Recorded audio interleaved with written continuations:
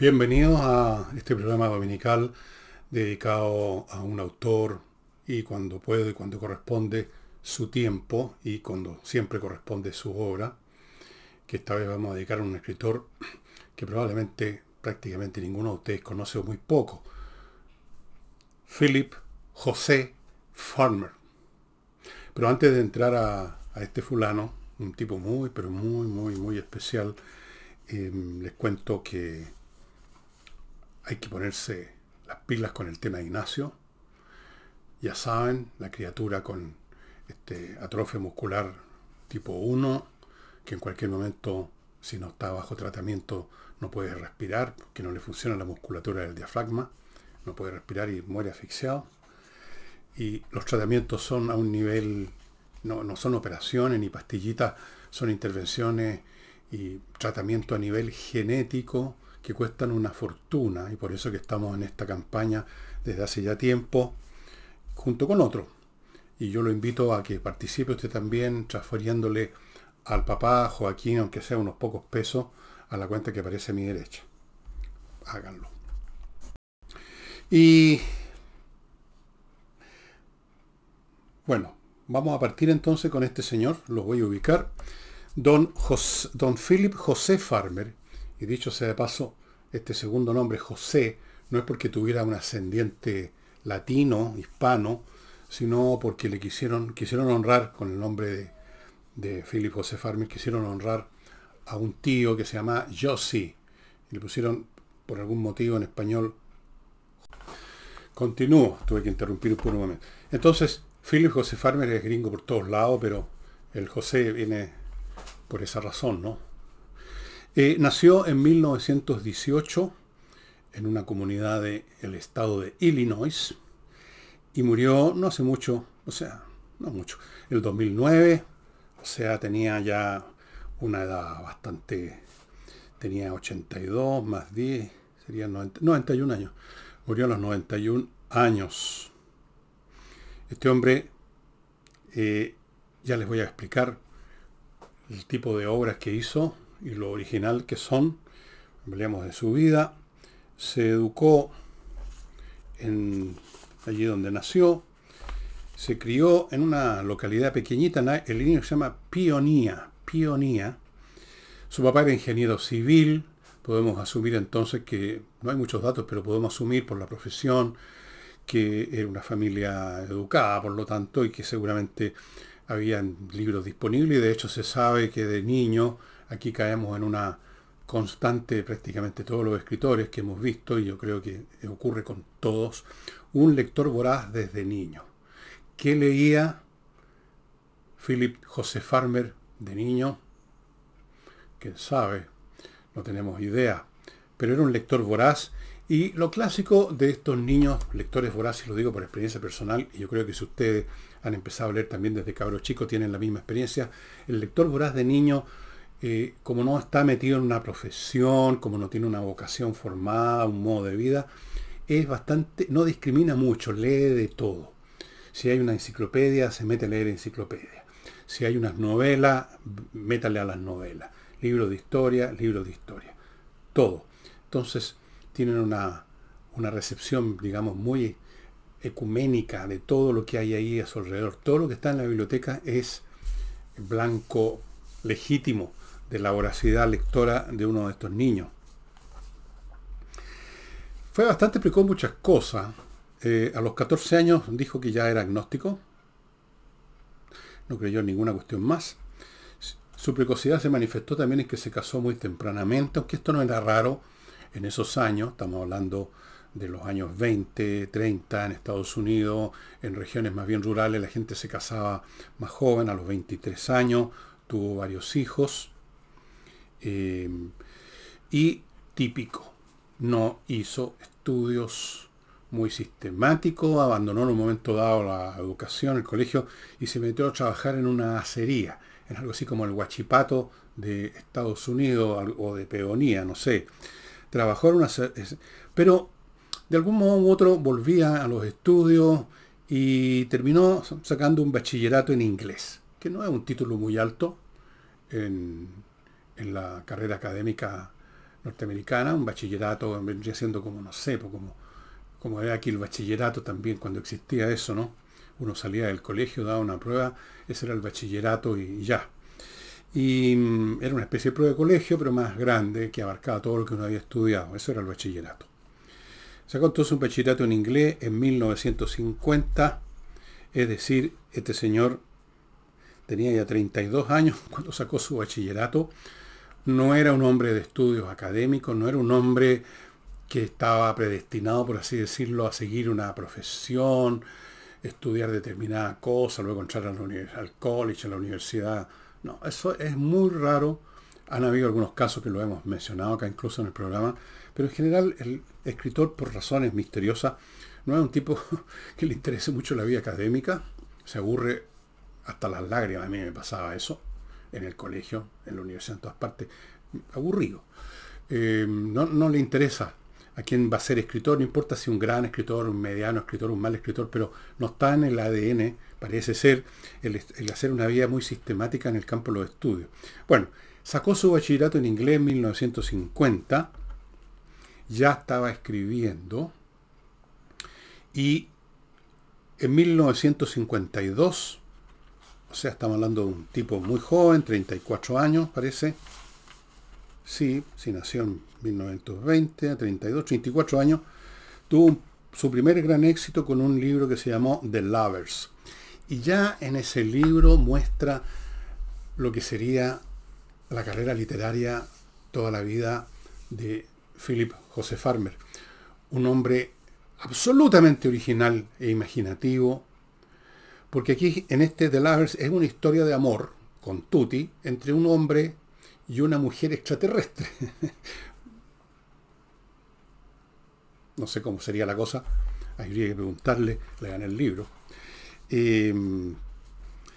Pero eso no fue suficiente para poder mantenerse, así que por 14 años, durante 14 años, se dedicó a ganarse la vida como escritor técnico para contratistas de defensa. El escritor técnico es una persona, y yo también conozco esa pega porque de algún modo me tocó hacerla por momentos cuando trabajé en una agencia de publicidad y había que convertir instrucciones muy complicadas de un producto que estaba recién saliendo a la banca en algo que entendiera al público. Entonces el escritor técnico es alguien que agarra un material medio abstruso, medio confuso, redactado por gente que no sabe redactar, por científico, por ingeniero, por técnico, y que redactan en general como las pelotas. Y entonces el escritor técnico tiene que leer, entender eso y ponerlo en un idioma que sea transparente para el público normal. Y eso lo hizo Philip Joseph Farmer durante 14 años. Mientras tanto seguía escribiendo en sus tiempos libres. Y he aquí que en 1953 gana un premio Hugo. El premio Hugo es el premio que entrega la comunidad de la ciencia ficción, los escritores, las organizaciones vinculadas editoriales. Es como quien dice el Oscar de Hollywood a escritores de ciencia ficción. Y en el año 53 se le entregó este premio como el joven más prometedor en ese campo. Y eso lo estimuló bastante, siguió escribiendo, y fíjense ustedes que en 1968 se gana otro premio Hugo.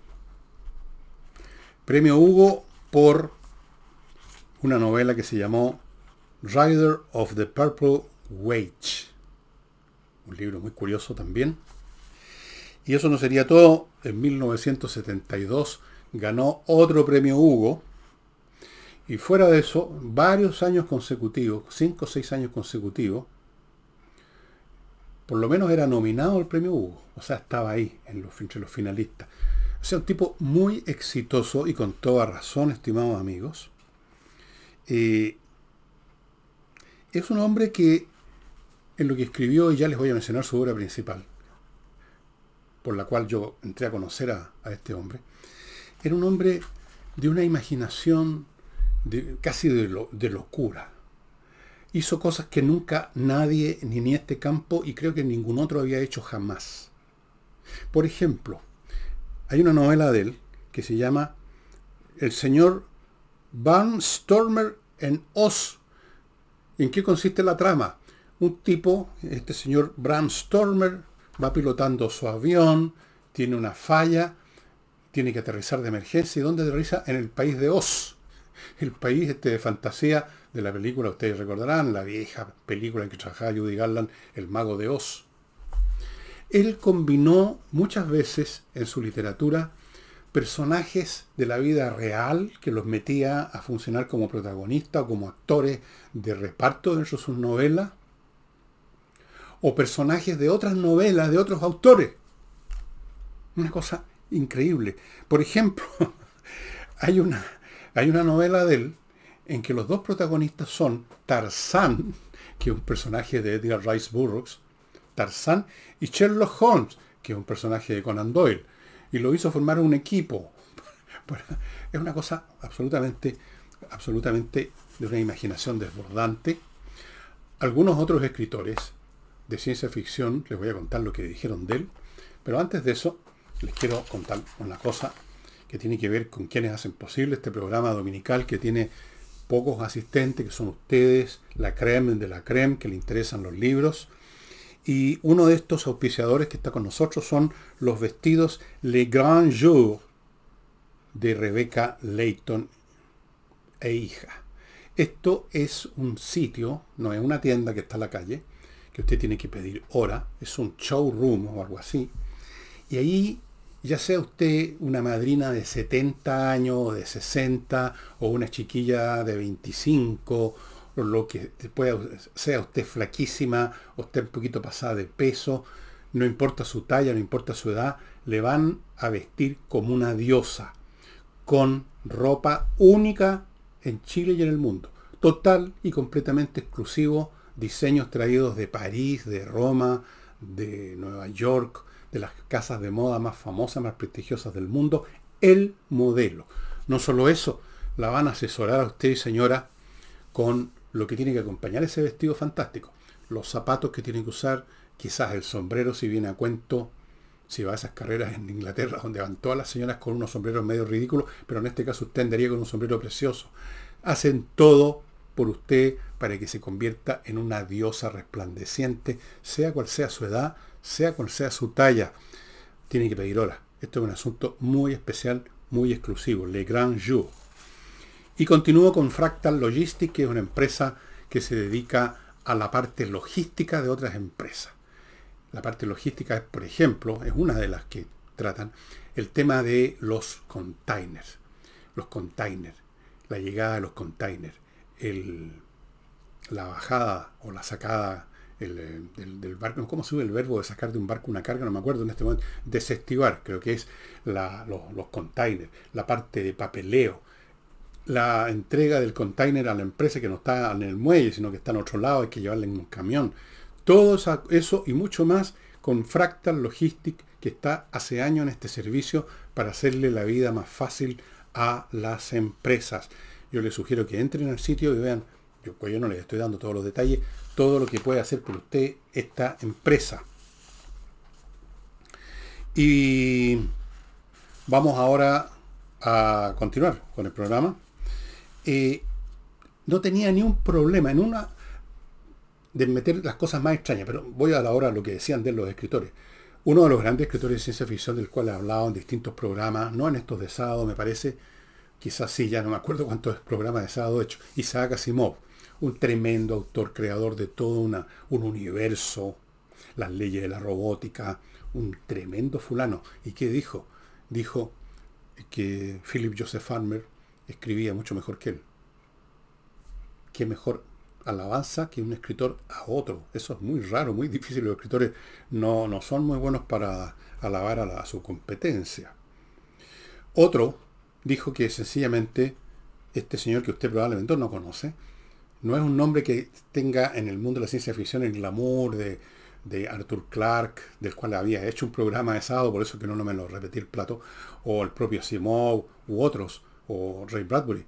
Pero este escritor dijo, este es el más grande escritor de ciencia ficción de todos los tiempos. Y para que ustedes se hagan una idea de que la imaginación desbordante de este hombre, y la tranquilidad con que metía en el paquete cosas como personajes de otros libros, personajes de la vida real, y los metía en unas tramas impresionantes o increíbles. Escribió, por ejemplo, un libro que trata de, es como así decirlo, el complemento de la vuelta al mundo en 80 días. Las otras cosas que habría hecho uno de los viajeros, una cosa muy increíble. Esta obra que diría yo que es el non plus ultra ya del estilo de Philip José Farmer, se llama El mundo del río, que en el fondo son 5 novelas con distintos nombres. La trama es de una originalidad impresionante. No me acuerdo cómo empieza exactamente, la leí hace unos 30, 40 años por lo menos, y no la he releído, tengo tantas cosas que leer, pero por lo que recuerdo, uno de los personajes se muere, y despierta en un llano, en un campo, rodeado de otros fulanos y fulanas que están despertando. Todos son personas que habían muerto y que renacen, y después se explica cómo es el mecanismo del renacimiento en otro de los libros, renacen en este lugar donde hay unas maquinitas especiales que los proveen en cierto momento, así como un cajero automático, pero que funciona por su cuenta, los proveen de alimentos. Y no saben qué es esto, qué pasa, qué significa esta cuestión. Bueno, son gente, todas las personas que jamás han vivido y han muerto en el mundo, y entre paréntesis, según mis cálculos y según cálculos de otros, hasta el momento han vivido y han muerto en el mundo 80.000 millones de personas. Es una cifra que parece increíble, pero es así, 80.000 millones.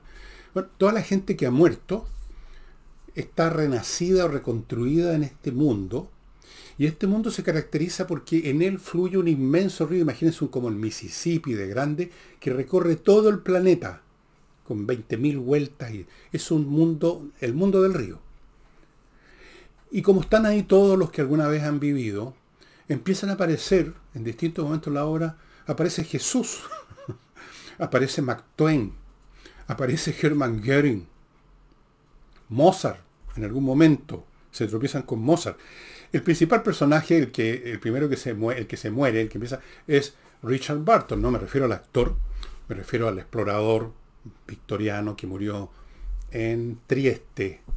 Eso es en la costa del Adriático, en el sector de lo que era antes de la parte del Imperio Austrohúngaro.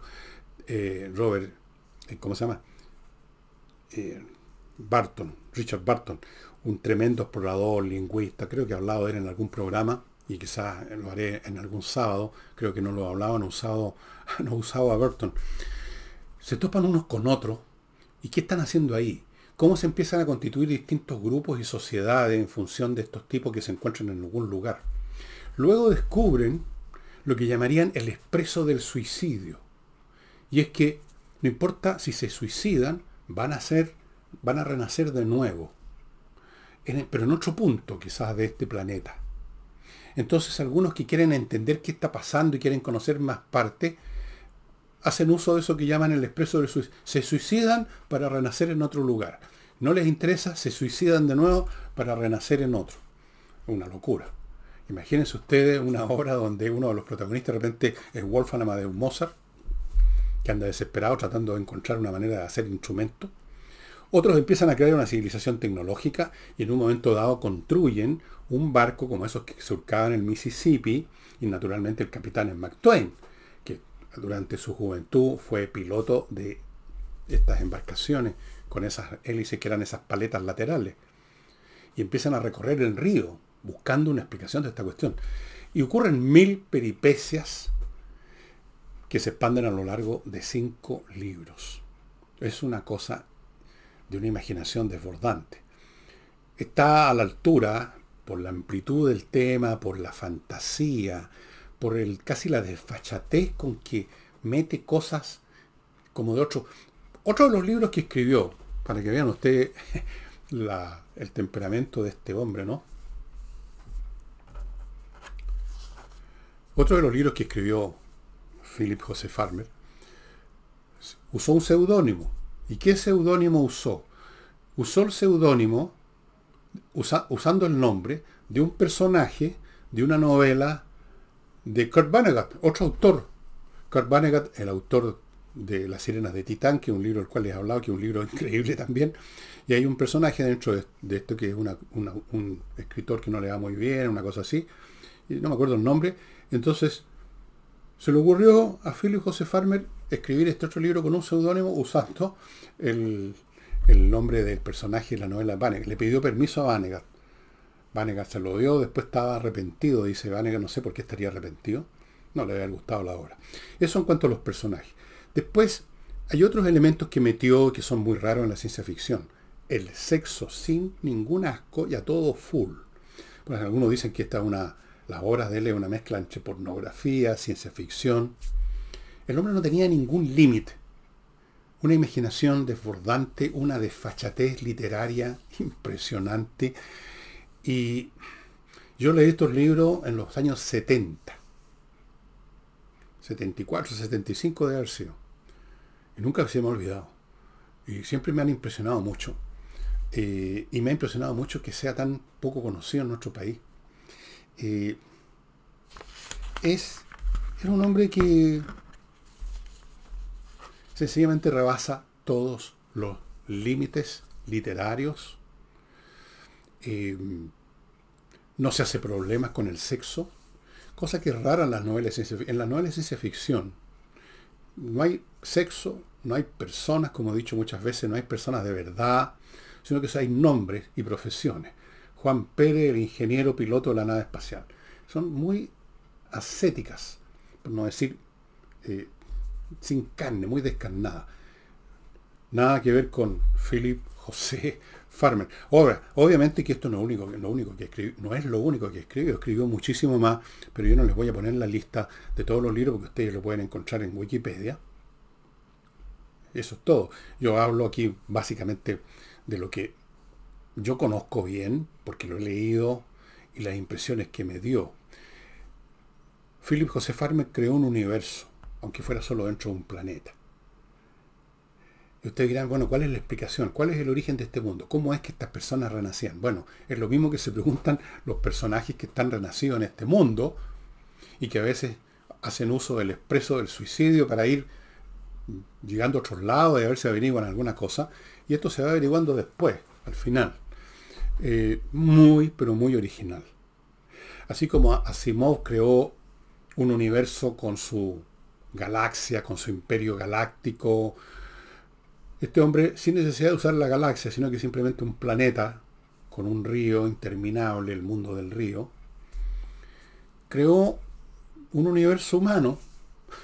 Todos los seres que jamás hayan vivido. O sea, si el día de mañana esto resulta que es real, usted y yo nos vamos a encontrar en el mundo del río. Yo ya he muerto en unos años más, usted va a haber muerto muchos años más, pero igual nos vamos a encontrar en el mundo del río y vamos a ser personajes de quizás qué novela de Philip José Farmer.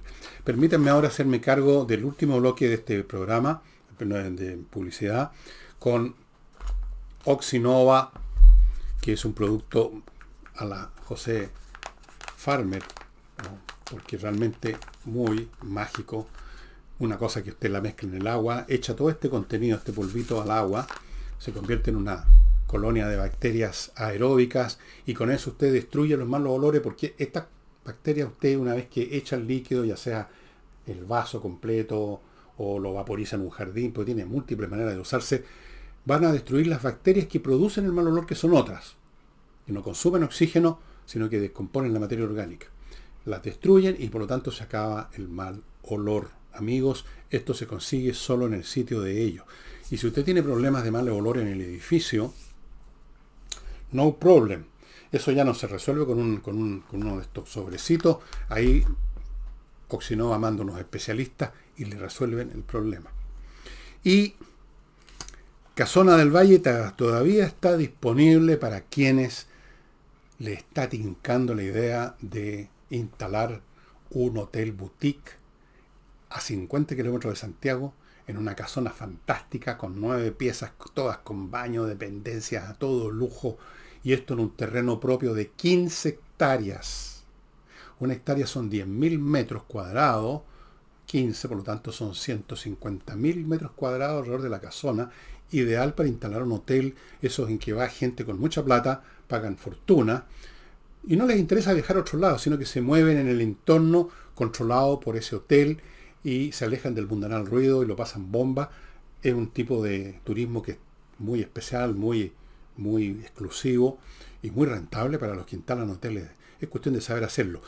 Y esta es una posibilidad. La otra es un centro de reposo también a todo cachete o un centro de eventos. Amigos, si usted está pensando en invertir en bienes inmobiliarios que son los más estables en estos tiempos difíciles, los bienes inmobiliarios, ahí están, por último no se van, no se deshacen en la nada como un valor financiero, nunca van a desaparecer, ahí están. Así es que Casona del Valle. Y Climo, ojo, yo no sé si sigue todavía el Cyber Climo con los precios especiales, en una de esas, averigüen. Pero siga o no siga, lo que sí sigue, o más bien dicho viene, es un verano feroz. Y ese verano feroz, yo lo invito a enfrentarlo. Siempre aparecen cosas raras en el computador que hay que estarlas botando. Bueno, yo lo invito a llamar, a ponerse en contacto para tener la mejor climatización disponible en el país. No digan que no les conté de lo que se venía. Bueno, amigos, ustedes quizás están curiosos dónde encontrar estos libros. Están en inglés o castellano. Buenas noticias. En Amazon están todas las obras de él en inglés. Todas. No solamente El Mundo del Río, todos los 5 tomos. En Chile, en buscalibre.cl están las obras. No sé si todas, no las conté, pero un montón vi. Y en español. Les va a encantar. Mundo del Río es increíble. Imagínense a Richard Burton, que ha muerto. Murió en la cama. Richard Burton murió. Hay una foto del cadáver ya en su cama con la sábana hasta aquí. Ahí está. Murió en Trieste, donde era cónsul. Bueno, la historia de Burton es una historia tan interesante, se las voy a contar otro sábado. Murió ahí. Entonces, en la obra, el hombre ya no está en la cama, muerto, sino que está en ese páramo, en ese lugar, rodeado de un montón de gente que está también mirando para todos lados diciendo ¿dónde diablos estoy? Richard Burton, el gran explorador. Por eso que es el protagonista principal, porque él es el que se le ocurre, cuando conoce a Mark Twain, dice, no, pues hagamos un barco. ¿Y cómo desarrollar un barco? Hay que generar una tecnología, hay que cortar árboles para la madera, hay que tener máquinas de herramientas, serrucho, lo que sea. Cómo hacer la máquina de vapor. Toda esa historia está ahí.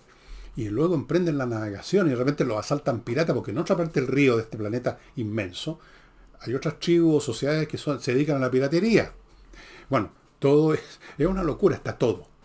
Está Tarzán, por supuesto, no me acuerdo si aparece o no, pero tiene que estar porque está todo el mundo. Está usted, estoy yo, no sé si están los animales también, no me acuerdo, pero estamos todos. Ahí nos vamos a encontrar. A lo mejor yo voy a estar en el barco de Richard Burton, o a lo mejor voy a estar en otra parte, no sé, a lo mejor voy a estar escribiendo libros, o a lo mejor voy a estar dedicado, voy a hacer, digamos, no sé, cualquier cosa. Y usted también. Ahí nos vemos. Así que me despido diciéndole, nos vemos en el mundo del río, estimados amigos. Nos vemos mañana lunes. Chaito, chirio, como dicen los gringos.